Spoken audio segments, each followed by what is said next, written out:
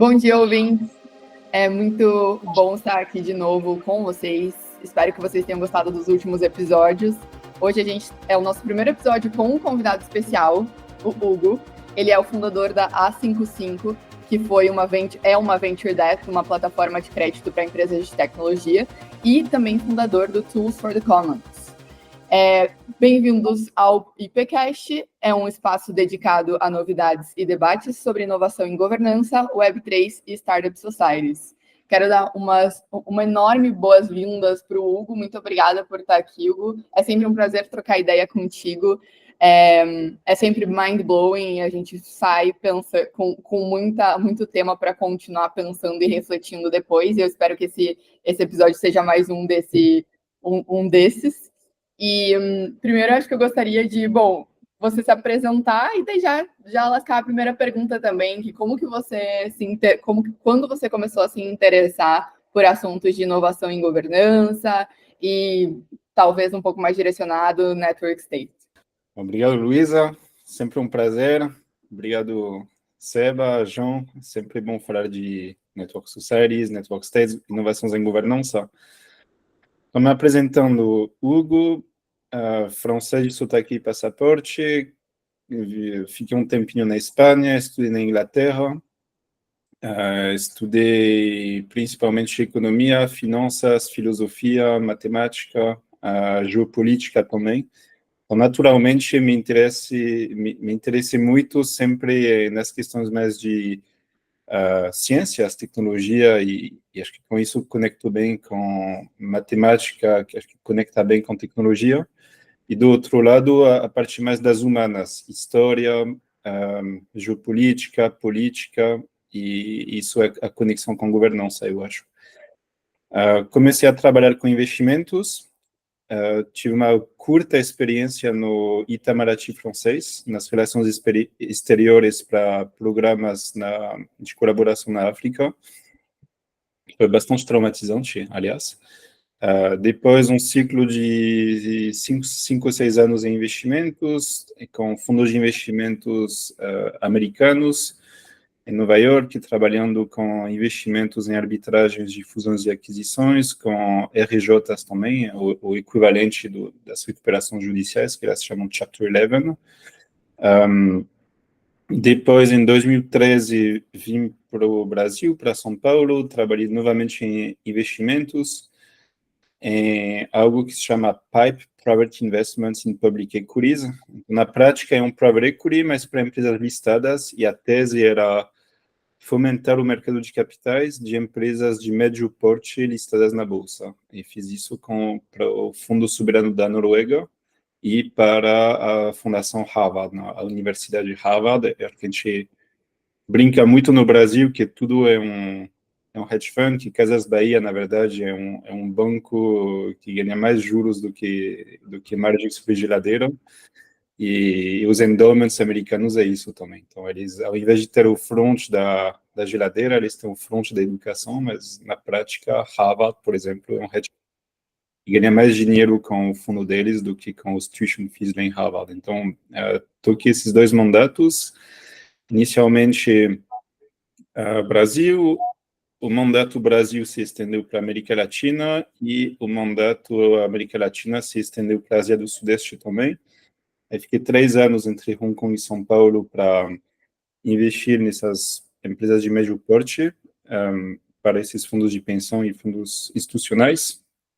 Com isso, descobri várias bolsas diferentes, que eram as bolsas mais de nicho, e aí sempre tive interesse em inovação, tecnologia, mas nessas bolsas tem bem pouca coisa, são setores muito tradicionais, são empresas familiares, são empresas, bancos, indústrias, e não tem uma governança muito interessante, geralmente principalmente no Brasil, tem poucas empresas no novo mercado, e tem 14 classes de ações, então isso é a forma bonita de falar que basicamente não tem governança, se tem quem manda e quem não manda, que não é muito o intuito das empresas listadas na Bolsa, onde em tese deveria ser one share, one vote, e a Bolsa brasileira não funciona exatamente assim. Principalmente devido ao histórico das das fundações, das famílias e principalmente do Estado, que está presente na imensa maioria dos conselhos com golden share das empresas listadas na bolsa. Então, como minoritário não dá, e até co-controlador não dá para fazer muita coisa. E como eu entendia bastante de mercados de capitais, queria trabalhar com inovação e tecnologia, em 2016 montei meu banco de investimento para ajudar startups a levantarem capital com 3 teses. A primeira tese era que essas bolsas de nicho que tinha descoberto principalmente na Ásia, ou pelo menos onde as empresas asiáticas levantam recursos, então Melbourne na Austrália, Toronto no Canadá, um segmento que chama AIM em Londres, e a bolsa de Estocolmo eram bolsas super interessantes para levantar capital no mundo onde a gente ainda não tinha VC na América Latina. E na época, hoje em dia, quando a gente quer levantar um round, a gente fala com venture capital, a gente levanta 1, 2, 3 milhões de dólares. Na época não tinha isso, então era a mesma coisa, só que jogando a PowerPoint nessas bolsas, Toronto, Estocolmo, etc. E com isso os fundadores podiam levantar recursos de capital semente. Então, isso deu certo para financiar empreendedores no Paraguai, em Equador, na Argentina, principalmente. E outra vertical que era de corporate venture. Como eu viajava bastante para a Ásia, conhecia grupos asiáticos que queriam investir no Brasil em inovação, que já tinha essa cultura mais forte, e isso deu certo também. E uma terceira estratégia que deu errado, foi a estratégia do crédito, de emprestar para empresas de tecnologia e empresas da nova economia. E porque nunca achei ninguém propenso a alocar um capital de dívida para empreendedores de tecnologia. E daí veio a ideia, em 2018, de montar a 55, que é uma plataforma de crédito, ou seja, que tinha mandatos para alocar capital de crédito, de dívida, empresas da nova economia, que eu definia muito como empresa de software SaaS, principalmente. A gente começou com SaaS, de SaaS a gente foi para Cloud, de Cloud a gente foi para IaaS, Infrastructure as a Service, a gente foi para DaaS, Data as a Service, e mudamos muito o posicionamento com a pandemia, porque essa divisão de tech, non-tech morreu, e o que a gente imaginava que fosse ocorrer em 30 anos, ocorreu em menos de 2 anos, de digitalização acelerada de todas as empresas, e não só dos playboys da Ivy League. Então, todo mundo se digitalizou numa velocidade incrível, e a nova economia, em menos de 2 anos, virou a economia. Então, a gente acabou sendo basicamente uma plataforma de financiamento de crédito da economia digitalizada, e ao invés de segmentar por empresas de software e a economia tradicional, a gente acabou fazendo mais um underwriting das ferramentas. Ou seja, quem tivesse um ERP, um CRM, uma plataforma digital, um TikTok, um Facebook, um Instagram, um Mercado Pago, um Mercado Livre, etc., isso tudo criava o novo Serasa, e a partir desse novo Serasa a gente conseguia alocar capital. Então, isso foi esse ciclo de 2018 para mim até 2013, hoje estou no conselho da companhia.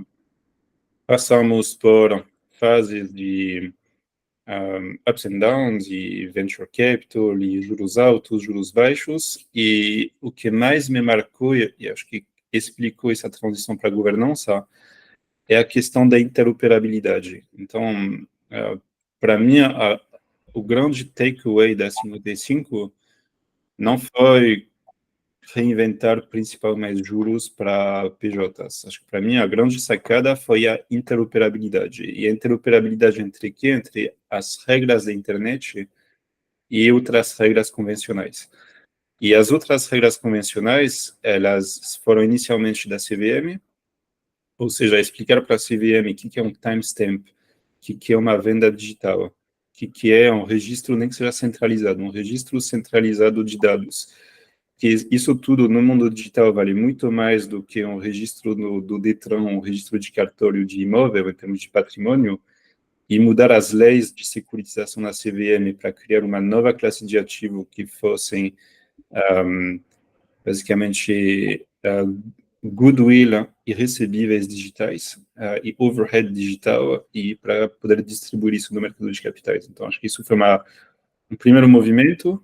Segundo movimento, fazer a mesma coisa com fundos globais na Europa, Estados Unidos, para reconhecer esses protocolos Web 2 como colateral e um underwriting plausível para alocar capital, e não só casas e carros e terras.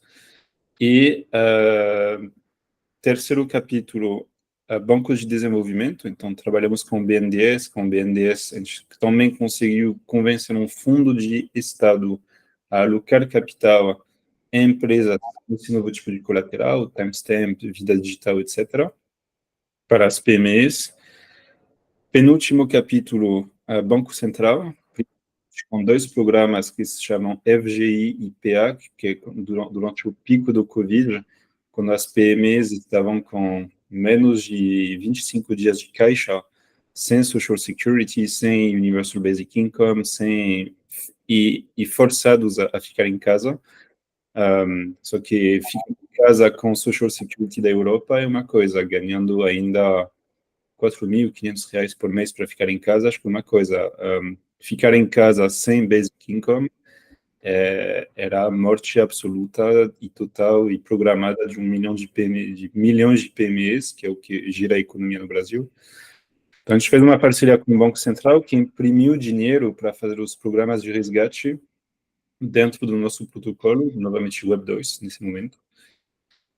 E o último capítulo de interoperabilidade foi com os protocolos DeFi, ou seja, tokenizar o passivo de instrumentos de investimento para poder chamar capital on-chain para operações de crédito e depois tokenizar o ativo via a construção dos primeiros oráculos de colateral Web 2, ou seja, a gente pegava dados de social media, ERP, esse mesmo protocolo Web 2, conecta via um oráculo com o smart contract e com isso cria os novos fundos de investimento e alocação com base na economia real digitalizada.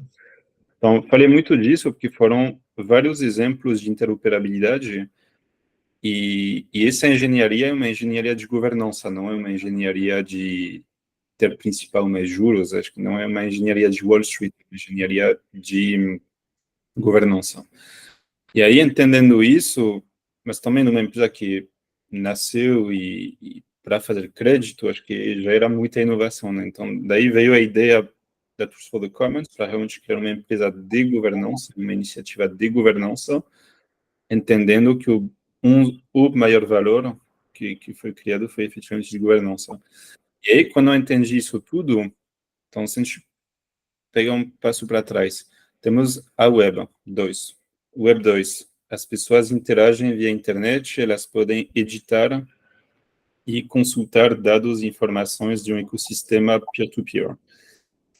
E aí, essas novas leis acabam sendo reconhecidas pelo mercado de capital local, Faria Lima, por Wall Street, pelo Banco de Desenvolvimento, pelo Banco Central e pelos protocolos de DeFi. Para mim, isso era uma engenharia de novos pactos colaborativos. E aí, fazendo esse mesmo passo a passo, se a gente substituísse banco, então no Banco Central, Banco de Desenvolvimento, Banco da Faria Lima, Banco de Wall Street por país, ou seja, Estado, município, governo, e que a gente fizesse o exato mesmo exercício, será que a gente não poderia ter um protocolo para o próximo ciclo dos próximos 5, 6, 7 anos, testando essa hipótese de interoperabilidade de novos pactos colaborativos a partir das regras da peer-to-peer internet e para adequar isso não mais às nossas instituições bancárias, mas às nossas instituições civis.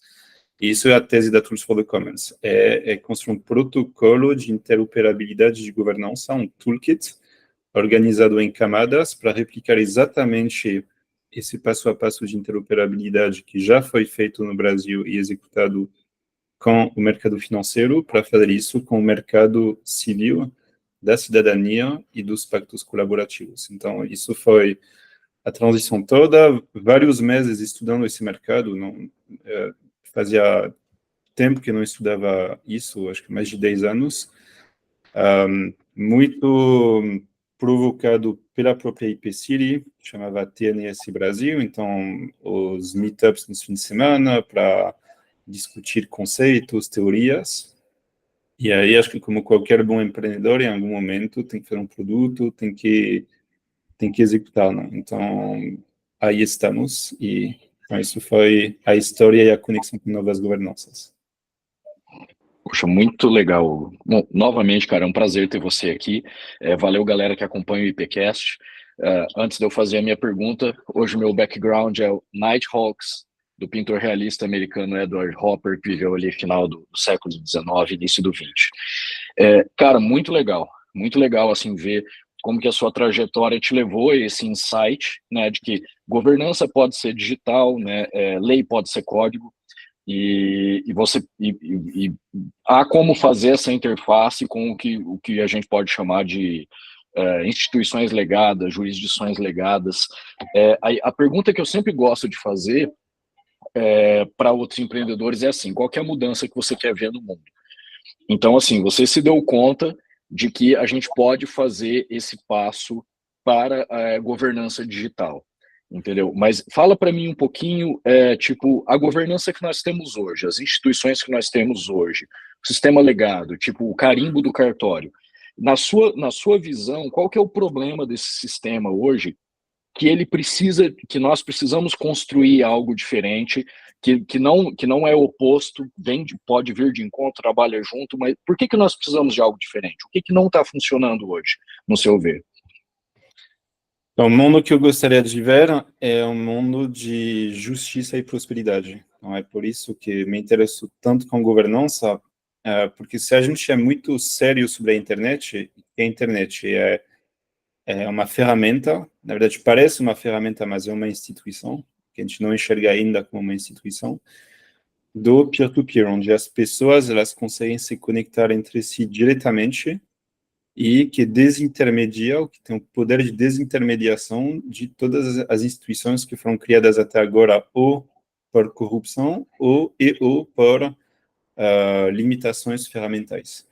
Então, a internet ela consegue desintermediar isso e a gente viu muito isso em plataformas mercantis, não, de desintermediação mercantil, de reintermediação a partir de busca de eficiência. E o que eu mais busco é a parte de justiça. Quando a gente tem uma ferramenta assim, passar pelo sorteio do CEP é extremamente injusto. Então, o sorteio do CEP no mundo que tem muitas fricções de mobilidade, muitas fricções de comunicação, onde se comunicar é difícil, onde interagir é difícil e onde acessar o outro comercialmente, emocionalmente, logisticamente é difícil, é um sorteio que parece que faz sentido e é o que é, nasceu no lugar certo, nasceu no lugar errado e o que a vida é um sorteio, né?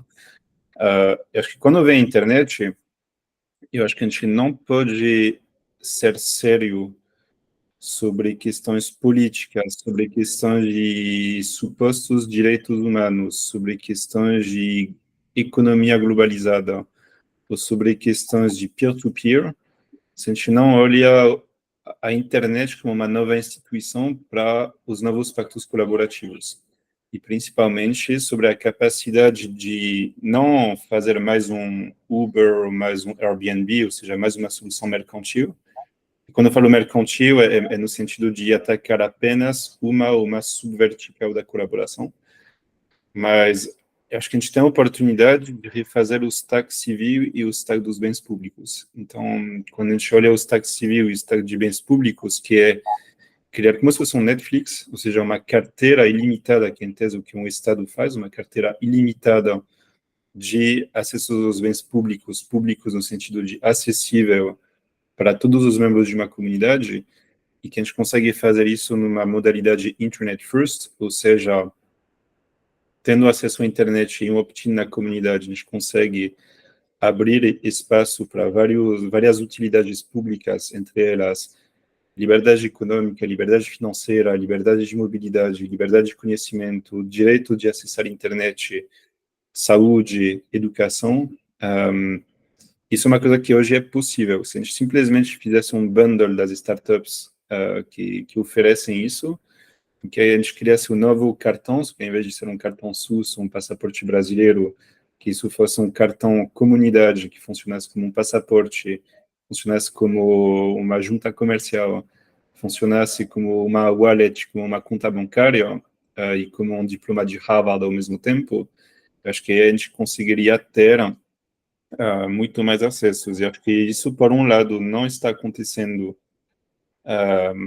porque é novo, então demora mesmo para construir isso, mas também porque isso vai muito de encontro com a ordem estabelecida, não? Que é a ordem World Economic Forum, post-Bretton Woods, Pax America, hoje num mundo cada vez mais bilateral, Conselho de Segurança da ONU, que promove o status quo, né? Então, isso vai muito de encontro com o status quo, e acho que a conjunção desses dois fatores explica o que a gente patina na inovação de governança. Então, mas o mundo que eu quero ver é um mundo de justiça e liberdade e de poder potencializar e capacitar mais pessoas com essas novas instituições. Uma pergunta do meu lado, ainda nessa linha, é que as organizações, então, elas acabam se tornando ineficientes porque as pessoas que tomam as decisões, porque não tem uma falta de alinhamento de interesse, porque as pessoas às vezes buscam seu próprio interesse, que leva à corrupção, ferramentas ineficientes e tudo isso. E daí você propõe que, então, criar um toolkit, como você fala, que estabeleça o formato técnico no nível de ferramentas para poder criar instituições que sejam mais resistentes a esse tipo de corrupção, seja de corrupção de objetivo, corrupção moral, que seja, com base em princípios peer-to-peer. E por que você acha, e até com base no que você já viu, no que você experienciou e nos outros exemplos de situações similares no mercado, por que os princípios peer-to-peer, eles são mais adequados, ou eles seriam mais adequados para criar instituições menos corruptíveis?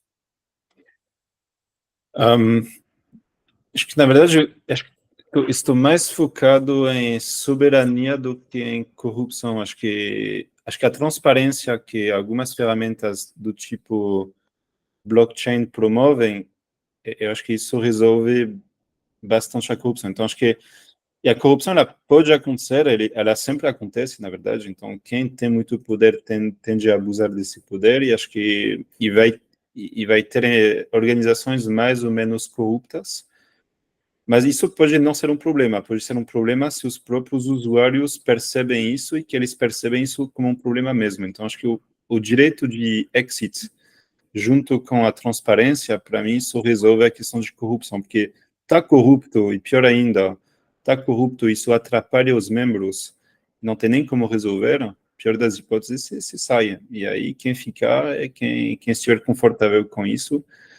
Então, acho que a junção de transparência e right to exit, acho que isso é talvez o escudo contra a corrupção. Agora, o foco muito mais em soberania do que anticorrupção. Então, e na verdade, a corrupção é sempre uma interpretação, é até onde atrapalha o conflito de interesse, por exemplo. Porque é muito difícil ter um alinhamento de interesses perfeitos. Sempre tem um conflito por aqui, por ali. Acho que a questão é mais de saber se essa governança e eventuais corrupções embedadas, elas ainda conseguem trazer algo de bom para os membros. E se isso for o caso, acho que até o quê? Mas estou muito mais focado hoje em soberanias e ter ferramentas de soberania tecnológica, soberania financeira e soberania legal para comunidades, para criar instituições mais fortes, com reconhecimento diplomático, com interoperabilidade com o mundo real e com esse mecanismo de opt-in, opt-out e composability. Seba. Tá, eu queria perguntar sobre digamos assim, quem são os usuários desse toolkit que a Tools for the Commons está construindo? Porque quando a gente fala sobre isso, me vem à mente dois casos.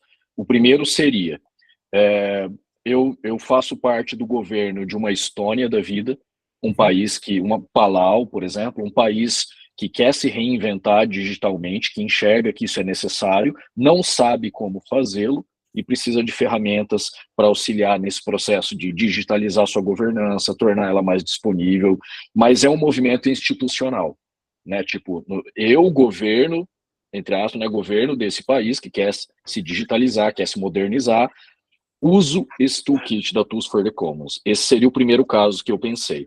O segundo caso seria, eu sou um cidadão de um país, eu não me dei bem no sorteio do CEP, então eu sou cidadão de um país em que não há liberdade expressiva, não há liberdade de expressão, liberdade de fazer comércio, de livre associação, e aí eu, enquanto indivíduo, eu busco outros indivíduos que se interessam pela mesma coisa, então é um movimento bottom-up, em vez de top-down. Tipo, as pessoas usam, digamos, esse toolkit para se associar em comunidades globais digitais, e isso é uma coisa que acontece de maneira totalmente paralela às instituições civis, as instituições de governo, por exemplo, do país onde eu moro. Você acha o toolkit da Tools for the Commons é mais para o primeiro ou para o segundo caso? São para os dois. Então, a gente tem 3 tipos de públicos. A gente tem os institucionais, a gente tem as comunidades e a gente tem os builders. Então, o que a gente faz é essencialmente um matchmaking entre comunidades e instituições. Do lado das instituições, a gente pode partir a gente pode trabalhar com uma municipalidade, a gente pode trabalhar com estados, com províncias, com congressos, com presidências, com zonas econômicas especiais, com private cities, ou seja, o nosso ponto de partida, que vai ser nosso host, esse host, ele vai criar uma camada complementar, e onde essa camada complementar, ela vai ter algum grau de liberdade de governança e de digitalização sobre o Código Civil e as leis civis que ela quer implementar. Então, comparo muito isso com bancos. Imagina, você é um banco do interior do Espírito Santo, do interior de Minas Gerais, está em 2012, 13, 14, e se não tem muitos usuários, vai ser no máximo o pessoal da tua cidade que entrará na agência e você quer adquirir mais 2 milhões de usuários para teu banco. Como que você faz? Aí você faz o que a gente chama de acordos de correspondente bancário. Daí, na época, você pega um Nubank, um Banco Neon, uma 55, uma Creditas, e aí você pluga eles como teu front, e aí quando você olha nas fintechs o disclaimer lá embaixo de todas as páginas, que é uma exigência do Banco Central, se o disclaimer de todo mundo, veja bem, a gente finge que é um banco, a gente não é bem um banco, mas a gente tem uma associação com um banco que permite que a gente seja banco e que a gente consiga mexer com dinheiro, eles nos permissionaram esse direito. Então aqui a gente faz, e aí quando fica grande, daí se não fala mais com o banco host, fala com o banco central, e aí você fala, bom, me dá uma licença, nem que seja parcial, eu acho que isso é grande demais hoje em dia, e daí você vira um wallet, payment, SCD, etc. Então, a gente faz a mesma coisa, só que com países. Então, no começo, a gente define alguns graus de outsourcing do direito civil, definindo quais são os itens do direito civil que, via canais digitais, vão ser terceirizados. A gente faz esse acordo, que não é um acordo de correspondente bancário, mas que, no caso, é um acordo de correspondente governamental. Pode ser via uma PPP, pode ser via uma free zone, pode ser via um e-government, pode ser de várias formas. A gente monta isso via um tooling legal, aí é muito advogado constitucionalista, principalmente. E daí a gente monta o front, que é um front muito Web 2 interoperável com Web 3. Então, aí a gente cria um ambiente digital muito parecido com o que o Banco Neon fez no começo. Então, isso é a primeira categoria. E quem quiser dar um upgrade, ter mais usuários, e, consequentemente, mais receitas, tendo mais usuários, e que queiram explorar o canal digital. Só que aqui, ao invés de ser Digital Banking e Digital Civics. Daí a gente explora a parte de Digital Civics para aumentar a base de usuários.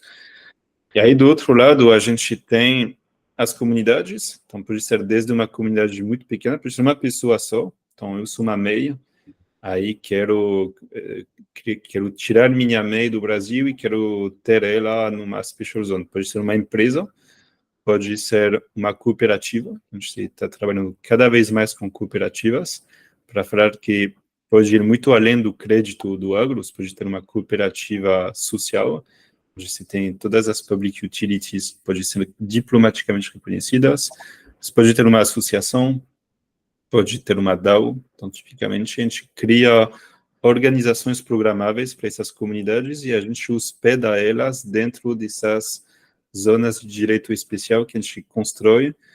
E aí o que a gente está mais focado é no on-off ramping civil. Então a gente fala muito de on-off ramping e por isso que as tables é uma das raras coisas que realmente dá muito certo em cripto, porque elas são os rails, não?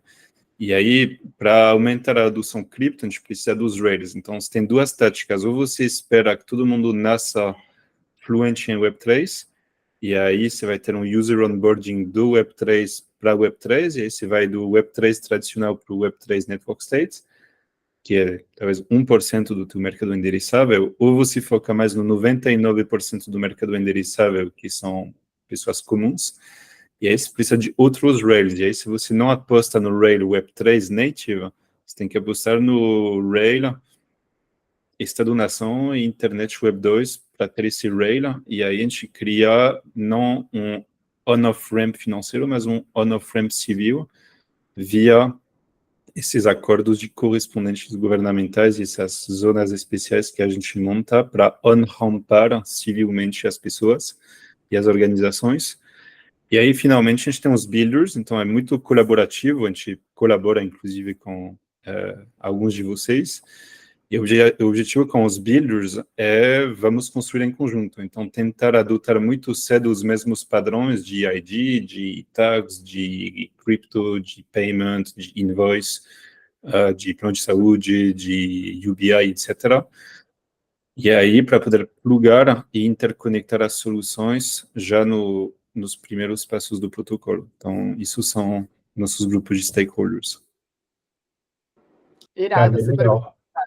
A minha pergunta vai mais na linha de como que a gente está falando, né? Para a gente é comum, né? Falar de governança e conectar, acho que é bem óbvio a conexão com Web3, cripto, né? São essas novas instituições digitais. Mas eu queria que você já tocou nesse tema nas suas respostas, mas queria ir um pouquinho mais fundo sobre como que a pessoa comum, principalmente quem é morador mais de periferias ou quem está numa situação mais vulnerável, que vai ter os benefícios, como que essas pessoas vão experienciar essas soluções, né, do lado dela, que ela com certeza não entende todas essas pecinhas, como elas se conectam entre si, mas como que ela experiencia, assim, em casos reais, assim, da vida prática, assim. Queria que você elaborasse um pouquinho mais nessa vertente, assim.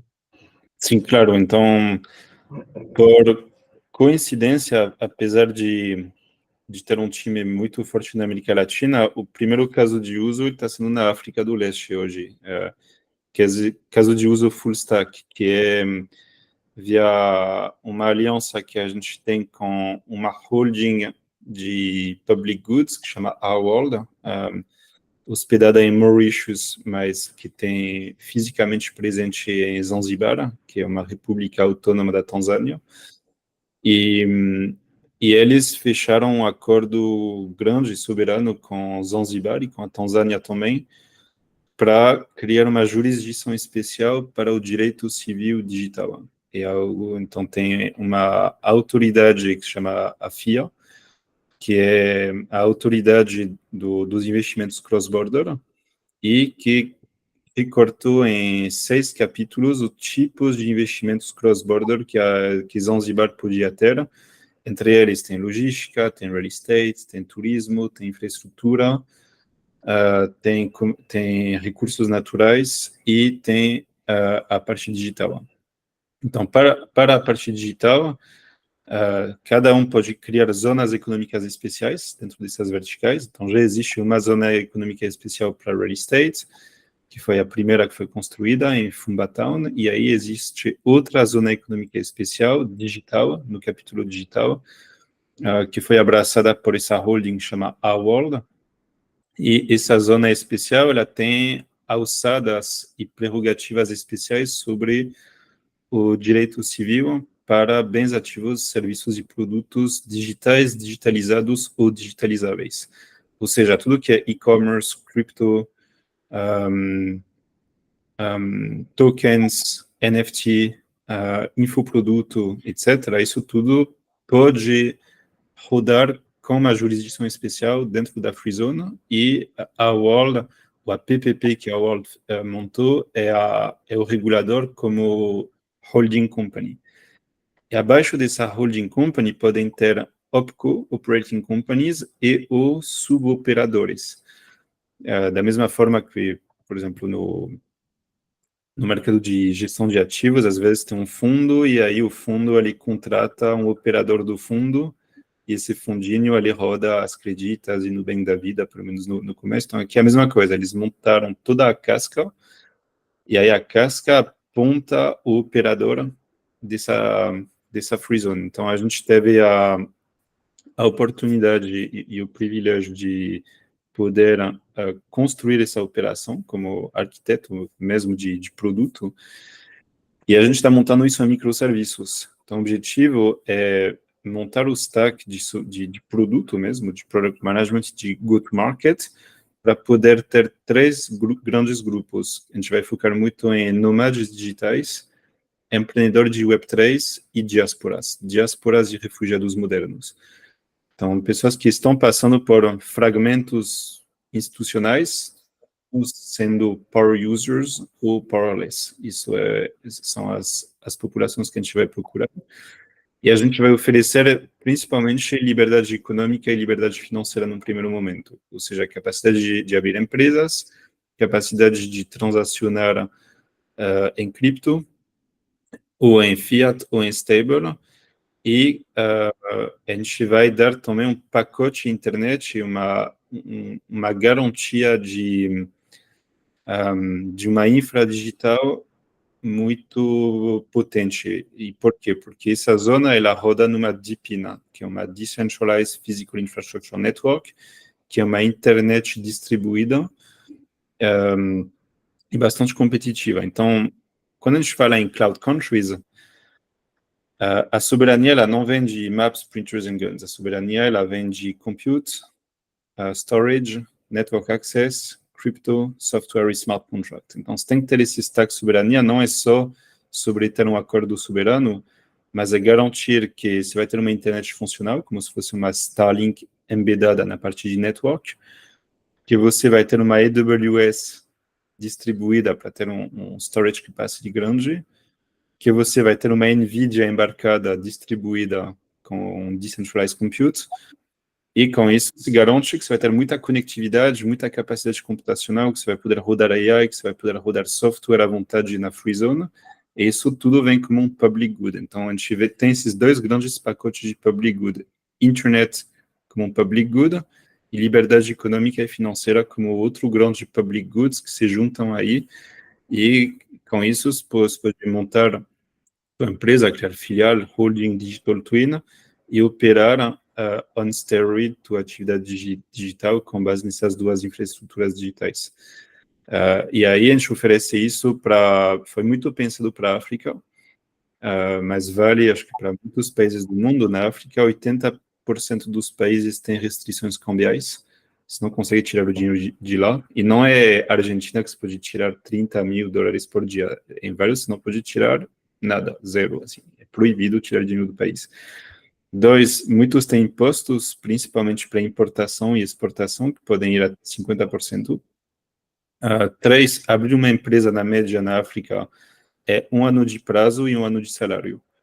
Então, por isso, se não tem atividade de PME, se não tem atividade microempresarial, se não tem nem atividade empresarial, geralmente são multinacionais que fecham acordos com os estados. Então, a junta comercial, geralmente, nesses países, é um shake hand entre uma multinacional e a presidência para poder operar e permissionar uma operação econômica. Então, o que a gente resolve é essencialmente isso. Como que se abre uma empresa assim, com liberdade econômica e financeira e um empoderamento digital, com uma infra digital robusta, para poder transacionar bens, ativos, produtos e serviços digitais. Isso tudo com microserviços, e o objetivo é trazer esses microserviços em outras realidades hoje. Então, a gente tem, para essa primeira Free Zone, um lançamento esperado nas próximas 4 a 5 semanas, como beta. Aliás, quem quiser testar está super convidado para testar as primeiras funcionalidades. E a gente está construindo isso como microserviços, e a gente deve trazer isso para Argentina e Brasil a partir do Q4 esse ano. Irado. Muito legal, cara. E nesses primeiros testes, como que isso tem algum risco de impactar na própria cidadania local? E como que você está trabalhando com essa interoperabilidade? Por exemplo, se eu quisesse testar alguns aspectos diferentes dessa cidadania em um outro país, nessa outra jurisdição, digamos assim, como que isso poderia impactar a minha própria cidadania brasileira, ou enfim, se eu tiver outra? Então, a gente ainda não pode emitir cidadanias lá, passaporte. A gente pode emitir vistos. Não tem nada que proíba a emissão de passaportes, mas ainda é uma zona cinza dentro do acordo ali. O que está muito claro é a parte de residências e vistos também. Então, isso é algo que a gente pode emitir e com nossas próprias regras. Então, a gente poderia emitir um comprovante de residência na Free Zone sem ter que pisar lá, por exemplo. Então, isso é muito interessante nas relações bilaterais. Então, se você não quer pisar na Tanzânia, mas você não quer mais ser residente brasileiro, mas você ainda quer ficar 179 dias por ano no Brasil e ter uma residência em outro lugar sem ter que ir fisicamente para esse lugar, você poderia ser um residente da Free Zone, por exemplo. E aí, sendo residente, você é residente da territorialidade digital de Zanzibar, e dá para emitir esse certificado. E com isso, mas acho que isso tem mais impactos com o teu país de origem, sobre como teu país de origem trata outras residências. Então, acho que a gente ainda está nas questões tradicionais do on-off-ramping, aí seria um on-off-ramping civil, sobre as questões de residências. Mas qualquer um pode ser residente, desde que não considerado criminoso no seu país de origem, que nisso a gente não tem nenhuma alçada, mas a gente consegue emitir títulos de residências para os residentes digitais. Eu queria tocar em dois temas, a gente está meio caminhando para os últimos minutos, mas um tema ali que você tocou que acho que talvez não seja tão óbvio para boa parte das pessoas é a questão da infraestrutura digital descentralizada. Qual que é a importância disso? A gente, né, fala de cripto, já é mais conhecido, as pessoas entendem, ou parte das pessoas já entendem a importância, né, de você ter alternativas ao sistema monetário centralizado e tal. Mas você tocou em questão de dados, infraestrutura AWS, né, Amazon, Facebook, a importância da jurisdição ser dona, ou a comunidade ser dona da própria infraestrutura de dados que serve aquela região, assim, do tipo, tá, por que isso exatamente é importante? Porque hoje o status quo inclusive outros, né, tirando China e tal, as principais potências, usarem infraestrutura americana para se expressarem ou para hospedarem seus sites e serviços e tal. Queria que você tocasse um pouco nisso. Depois a gente entra na questão de pop-up cities e tal. Boa. Eu acho que as criptomoedas são para finanças, eu acho que DePIN é para o Network State. Eu acho que quem fala de Network State tem que falar de DePIN. Acho que enquanto a gente falar de mídia, eu acho que a gente fala de social media, acho que a gente não pode falar de Network State se a gente só falar de coordenação social online.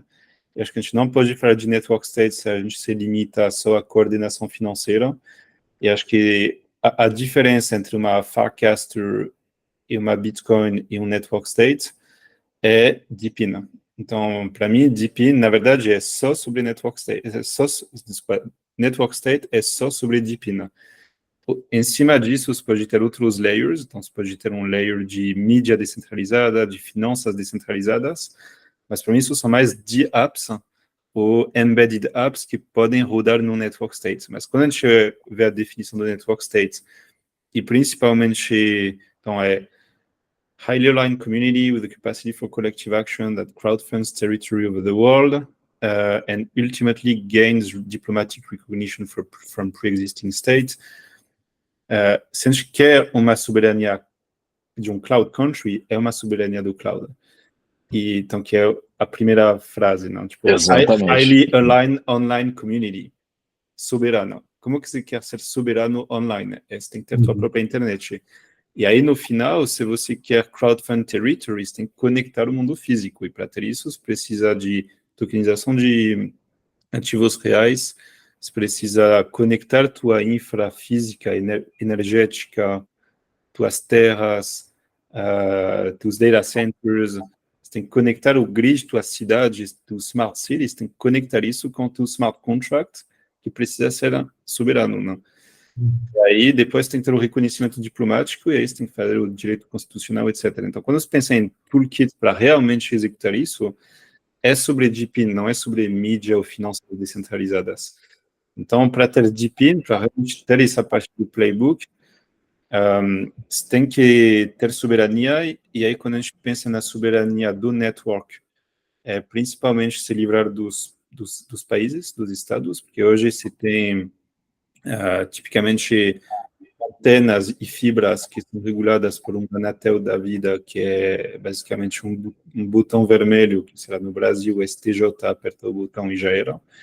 Então, na parte de network, tem que realmente pensar em soberania além dos estados. E aí, quando você pensa em storage e compute, aí você tem que ter uma soberania além das big corps, né? Então, além de uma NVIDIA, além de uma AWS. Eu demorei para entender isso. Então, eu achava que era muito sobre Bitcoin Caster, o network state, mas na verdade é muito sobre DePIN. Então, é muito mais sobre Smart City, IoT conectado com blockchain em Smart City, sobre esse mundo físico que se conecta com um contrato inteligente.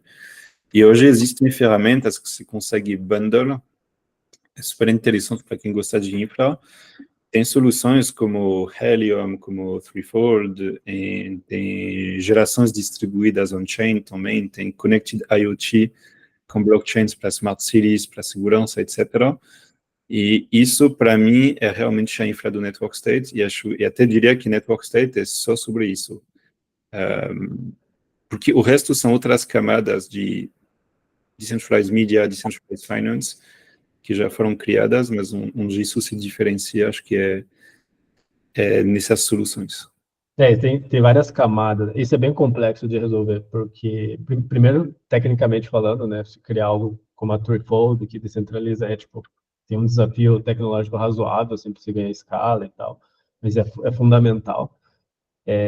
Mas aí tem outras layers também, que por exemplo, quando eu esqueci o nome do app social media lá, que é privado e tal, que começou a ser censurado. Então, a primeira camada foi censurar o próprio app, depois já foi para a linha de infraestrutura, né, que foi a Amazon tirou e tal. E daí tem a outra camada, que é a mais difícil de quebrar o monopólio e resolver o problema, que é a camada de operating system, né, sistema operacional, que é iOS e Android. E daí né, the ultimate é a layer que é tipo, se você for expulso ali, basicamente você consegue ainda ter acesso via web, mas você perde basicamente a tua relevância, assim. Então, tem vários pontos assim para resolver essa parte de infraestrutura que é complexo, mas concordo que é fundamental. Também queria, o Hugo falou bastante de DePIN, só para às vezes a pessoa não está acostumada. DePIN é Decentralized Physical Infrastructure Network, né? Basicamente essas redes de infraestrutura digital. A gente, né, está falando bastante de temas bem complexos, são instituições milenárias, são mudanças de paradigmas e de fundamentos bem importantes que vão levar algumas décadas para se consolidar, para ser realizado. E então, quando a gente fala, né, quando a gente traz esse assunto para o universo das startups, no mundo econômico, que querem resolver problemas grandes, basicamente eles fazem protótipos e tem toda uma metodologia em pequena escala que, se funcionar, né, pequeno, pouco capital, time pequeno, uma ideia bem focada, e se aquilo funciona, você vai expandindo para outros. Quando a gente fala de governança, instituições políticas e todo esse universo civil também, em infraestrutura, tanto digital quanto física mesmo, a gente está falando de algo extremamente complexo, né? Então, eu queria que o Hugo falasse um pouquinho sobre como essas startups, societies, essas organizações que estão repensando essas instituições, elas criaram qual que é a estratégia para fazer isso em pequena escala e aumentando, né? Queria que você falasse um pouquinho das pop-up cities, né? Que é uma das primeiras ideias que emergiram aí como uma forma de prototipar tanto a parte social ali, né? Que é reunir as pessoas, quanto a parte tecnológica mesmo. No caso, os alunos criaram um passaporte, Web3 e tal, para ir experimentando, assim. Então, essas pop-up cities são os momentos de encontros físicos de pessoas que querem co-construir dentro do ecossistema de network societies. Então, geralmente, elas acontecem em países que têm regras de vistos favoráveis para que muita gente possa ir, ou então que tenham facilidades para digital nomads. Geralmente são em países que também sofrem com as instituições ligadas e para quem o Playbook Nation State tem mostrado algumas falhas também, onde a qualidade de vida é razoável também para facilitar os encontros e nem sempre onde tem muito empreendedor, não, e empreendedor é pobrinho, então também onde não é tão caro também de viver no dia a dia, então no papel não, tem alguns que fazem em lugares mais caros, mas no papel é onde se não quebra tão cedo assim. E na prática, eu acho que foi muito institucionalizado a partir de Zuzalo, no Montenegro, no Q1 de 2023, onde mais ou menos 200 pessoas se reuniram sobre os capítulos de Network Societies, Public Goods e instituições nativas digitais, pessoas de backgrounds muito diferentes, alguns são filósofos, outros são políticos, outros são builders, outros são políticos, outros são investidores, outros são programadores. Então, tem de tudo, mas o objetivo é sair de lá com alguns consensos e alguns padrões de colaboração. E hoje começou um movimento de forks, né? Então acho que hoje tem até dezenas de forks, acho que não, é bem mais de 10, até deve ter 20 a 30 forks formais já, no mundo inteiro. Teve um na África, teve um na América do Sul, que está tendo, na verdade, em Buenos Aires, agora.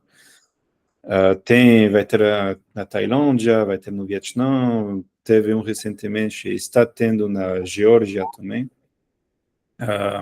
E geralmente o playbook são 100 a 1000 pessoas, mais ou menos, que se reúnem durante um mês.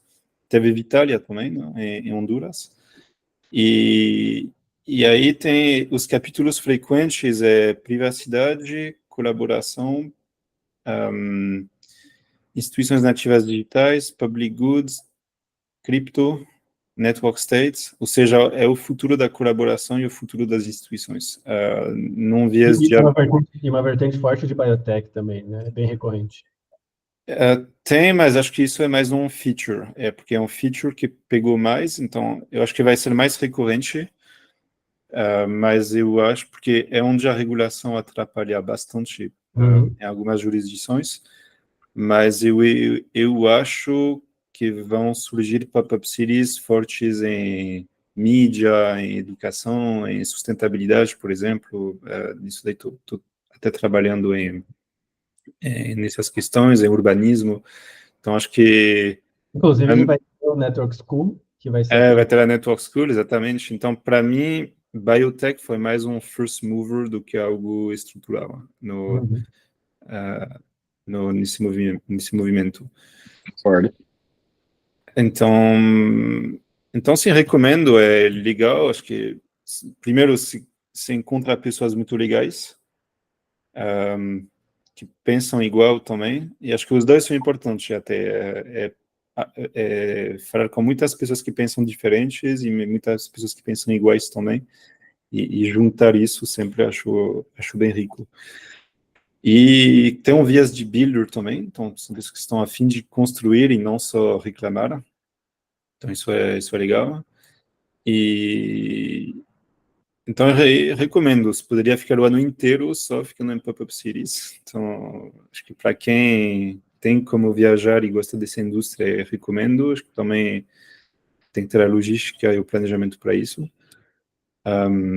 E acho que faz sentido, porque é um mundo que vai ter que se encontrar. Acho que se a gente fala de algo que conecta o mundo físico com o mundo digital, essas infraestruturas sociais e físicas, elas vão ter que existir. Algumas delas até permanentes, Vitalia é um exemplo deles, que não sei se formalmente é a extensão da extensão ou se está aqui e não sai mais mesmo, então, mas acho que isso vai se repetir também. Sim. Não, e é bem importante para quem é mais jovem, assim, principalmente para quem é mais jovem, para ter uma perspectiva otimista de futuro. Assim. Acho que isso é fundamental, né? Porque se você está sendo bombardeado por notícias negativas, ou que o mundo está acabando, ou que, enfim, todas essas questões você vai matando a criatividade, a energia positiva das pessoas de construção, né? Então, quando a pessoa está num ambiente desse que primeiro entende, né, mais em profundidade os problemas, né, fundamentais ali da sociedade e tal, mas tem um viés de construção, né, que é de, tá, como que a gente faz para resolver isso? Você acaba recuperando, né, você dá uma energia extra para essa geração, assim, né, eu acho que é fundamental. E o legal é que, diferente da Web 2, acho que a Web 2 foi um primeiro passo, mas a gente, assim, eu vi muito isso na indústria Web 2, de ter os coworkings, os WeWorks, e daí sempre tinha uns banqueiros, uns políticos engravatados com a mídia para a página de inovação, e aí basicamente teve muito isso com a Web 2, né, que é para o Annual Report, precisava fazer um projeto social com pessoas pobres para meio como se fosse um zoológico, e ir para o WeWork também para ver os startupeiros, e aí era ter outro zoológico, não? Mas para falar que você estava dentro do jogo. Não? E acho que o viés hoje, com essas pop-up cities, ele é bem diferente. Não é mais para o inglês ver, ou para a capa do ESG, ou para falar que está conectado, mas obviamente não está conectado a all com esse ecossistema. É um viés muito diferente que o que a Web3 traz, que é de construir, porque como o ponto é construir e construir novas instituições, literalmente, ouvi falar, não fui para usá-lo, mas tinha todos os líderes políticos dos Balcãs, que são jovens, aliás, que realmente usaram isso para construir o futuro da Albânia, da Sérvia, da Croácia, Chipre, por exemplo, estavam ali presentes, e eles vão se inspirar disso para construir esses leapfrogs. Zanzibar, mesma coisa, tinha alguns representantes políticos também, mas acho que não era tão forte como os Usaru, e agora Aleph, crescimento em Buenos Aires, é forte. Então, tinha juiz federal e que ia lá para ouvir mesmo, para ouvir o que dá para fazer para receber propostas formais para o futuro das instituições. Essa semana Macri está lá, teve, por exemplo, o Caputo, que é o braço direito do Milei, ele ativamente espera propostas de lá. Tem até peronistas, assim, alto padrão, que estão indo lá com muito interesse. Então, isso é marcante para mim. Então, porque isso tira a parte mais tradicional, que é empresas contra Estado, direita contra esquerda, não tem isso lá, e realmente as pessoas elas esperam propostas práticas para reconstruir instituições e num viés de construção, não só num viés de colaboração. Então isso acho que é o que acho interessante. Boa.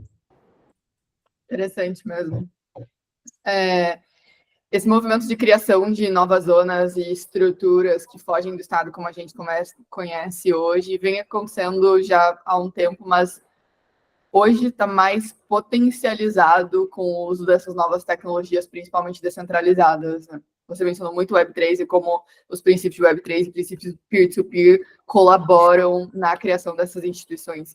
Então, é incrível ver empreendedores como você, Hugo, e como seus co-founders da Tool for the Commons, que de fato estão tornando mudando essa realidade e tornando o mundo cada vez mais com mais opções para as pessoas de opt-in, mais opções de opt-in disponíveis para as pessoas do mundo todo, e mexendo nas estruturas de governança. Muito obrigada por vir aqui conversar com a gente hoje. Quer dar uma última palavrinha antes da gente encerrar? Acho que talvez parabenizar o trabalho de vocês. Acho que entre os meetings recorrentes, entre iniciativas como Pearls e iniciativas como IPCast também, acho que, assim, para mim foi retomada. É um documentário chegando, então é legal ver isso no Brasil. Acho que vamos continuar. Contem comigo também para apresentar pessoas, ideias, conteúdo também.